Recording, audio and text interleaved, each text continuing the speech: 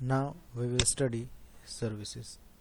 So you might have questioned that what is service. So the word service is an overloaded term.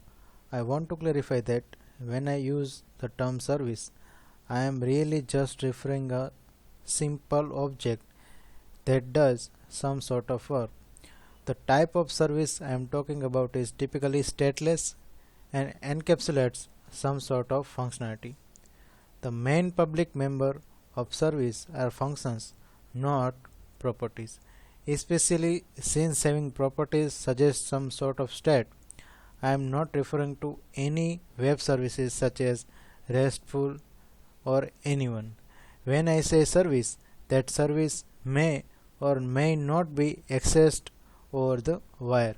Most often they are just objects called directly within your JavaScript. So this is all about service.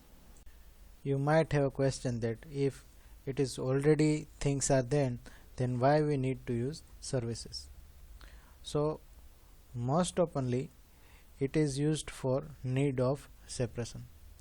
Now as per the solid principle of object oriented design, there are two concepts. One is single responsibility principle and second one is dependency inversion principle. So what single responsibility principle says it, only one object should have single responsibility, not more than that. The single responsibility principle teaches that every object should have a single responsibility. If we use the example of controller, its responsibility is essentially to wire up the scope to your view. It is essentially bridge between your model and your view.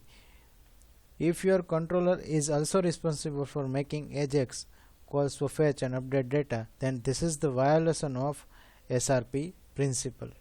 So in that sense, only one object should have only one responsibility, and this thing is we are achieving using services.